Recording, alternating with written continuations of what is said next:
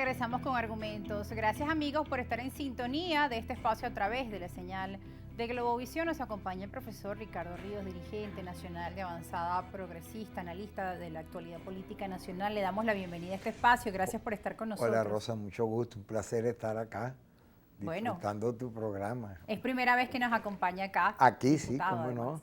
Sí, Bueno, son muchos los temas que han venido pues ocupando centimetraje en la prensa nacional y también internacional sobre Venezuela, luego de la gira de Nicolás Maduro por algunos países del mundo. Vimos su visita pues a Arabia Saudita y a Turquía tras el triunfo de Erdogan, y se habla de ese nuevo mundo multipolar en el que Venezuela pues está cada vez teniendo amigos lejanos a Occidente, nuevas amistades también producto de los cambios que se han dado a nivel geopolítico, pero uno se pregunta, ¿qué queda entonces con esa mesa de negociación, de acuerdos entre Estados Unidos y Venezuela? También veíamos al nuevo embajador de Estados Unidos para Venezuela saludando y mencionando también que para ellos era muy importante seguir con esa política de negociaciones y de acuerdos para Venezuela. Bueno, primero que nada, gracias por la invitación, todo un gustazo estar aquí contigo.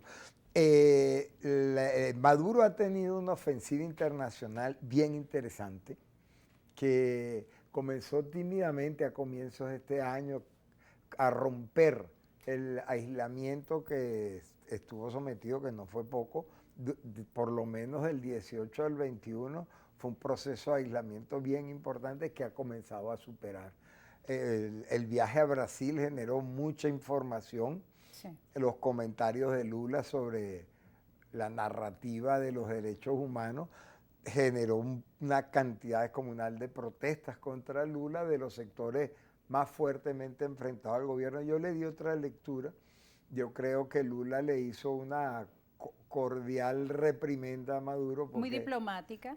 Pero muy cordial, porque la narrativa no sale de los chismes en la peluquería. La narrativa sale de tu práctica gubernamental, y él le dice, tienes que cambiar tu práctica gubernamental porque la que tienes te generó esta narrativa. Incluso bajo esa misma visión y discurso, pues el presidente de Colombia, Gustavo Petro, se ha referido a la situación en Venezuela, pues porque si bien muchos han asegurado que Gustavo Petro y Lula lo que buscan es lavarle la cara al gobierno de Nicolás Maduro, lo cierto es que en sus discursos pues ambos han dicho de forma pues muy precisa que es importante que Venezuela vuelva a incorporarse a mecanismos internacionales. Por ejemplo, Petro lo decía, el regreso de Venezuela a la Comisión Interamericana de Derechos Humanos, Gustavo Petro lo dijo, así como bueno, el regreso de Venezuela a la Comunidad Andina de Naciones, pero que todo eso también pasaba por un proceso de negociaciones. No en vano realizó esa conferencia en la ciudad de Bogotá con la presencia de 20 países y con unas líneas muy claras de dos rieles en las que Venezuela pues iba por el camino de su línea de elecciones y de regresar a mecanismos internacionales de derechos humanos, y por el otro lado, Estados Unidos avanzar en el alivio de las sanciones. Y la visita del fiscal de la Corte Penal Internacional puede también ser una muestra de estos avances, de que Venezuela está buscando la forma, digamos, de ponerse al día en esa materia. O una gran presión, porque los comentaristas oficialistas han sido muy duros con el fiscal internacional, con el de la Corte Penal Internacional. No han sido tiernos. Los reclamos casi que lo acusan de hacerle propaganda a los enemigos del gobierno, para decirlo en frases de Lula, de alimentar la narrativa contra Maduro.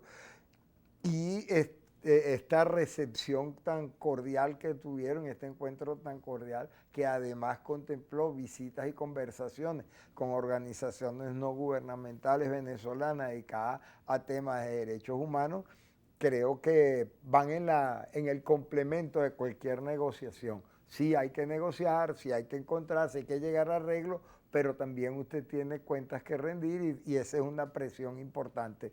No es que es un Estado víctima de una cantidad de sanciones que indiscutiblemente existen y que deberían ser suspendidas, en mi opinión, entre otras cosas porque políticamente no han servido para nada y económicamente le han hecho mucho daño a sectores que no deberían ser afectados. Y esa sería una vertiente de la presión. Y la otra, yo creo que Venezuela tiene una agenda pendiente con los derechos humanos que tiene que ser puesta al día.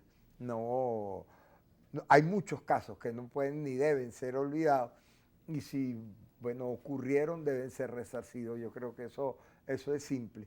Y eso es un tema dentro de la mesa de negociaciones. Yo estuve en la mesa de negociaciones que llevó a los acuerdos que dieron origen al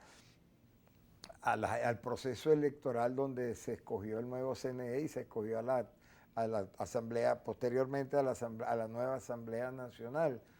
Y allá había resistencia a aceptar que aquí habían presos políticos, pero los hay. Y que había maltrato a derechos humanos de un tema que muy poca gente toca, que son los habitantes de los barrios asediados por las medidas de represión contra la delincuencia.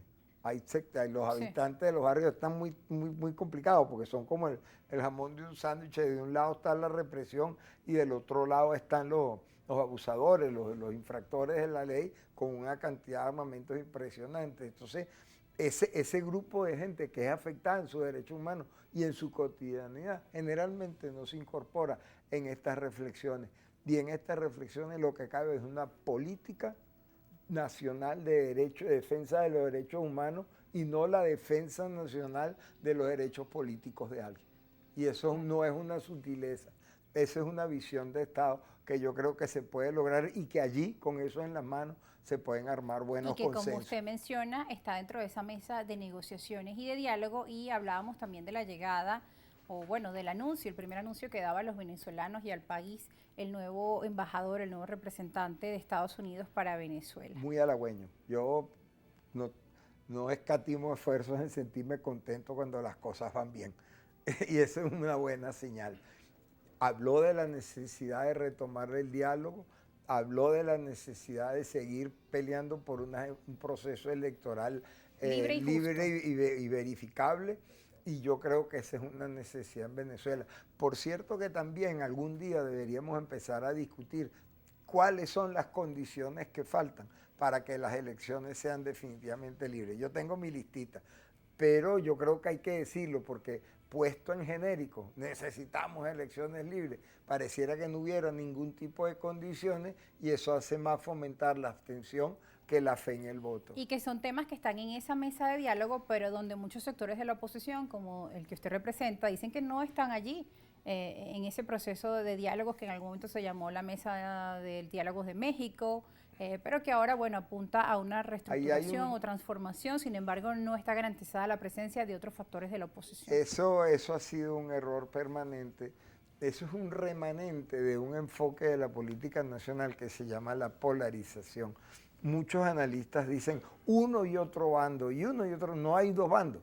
Aquí, si algo mostró el proceso de la UCB es que hay muchos bandos que pueden tener opiniones en ambientes de confrontación política, ideológica y conceptual, sin tener que crear bandos irreconciliables. Y yo creo que avanzar en esa dirección es lo que debería también plantearse en las mesas de negociación. Claro, hay una gran debilidad. Nosotros no tenemos acceso ni control, ni queremos tenerlo. Nosotros, Avanzada Progresista, por ejemplo, a los dineros públicos de ninguna manera que no sea ejerciendo el poder legalmente. O sea, yo no estoy de acuerdo con secuestrarle el oro al país en Londres, yo no estoy de acuerdo con entregar SIGO, yo no estoy de acuerdo con la administración hecha de monómeros, pero quienes los tienen en la mano tienen unas herramientas de negociación que se miden miles de millones de dólares, y eso explica por qué se sientan allí. Tienen esa carta de negociación, pero también está la carta de negociación de la reinstitucionalización de la democracia venezolana, y ahí sí que tenemos nosotros mucho que aportar. Tenemos que ir a la pausa a esta hora. Nuestras cuentas en redes sociales están a su disposición. Agradecemos siempre sus comentarios. Nos vamos a una pausa y ya regresamos con más argumentos.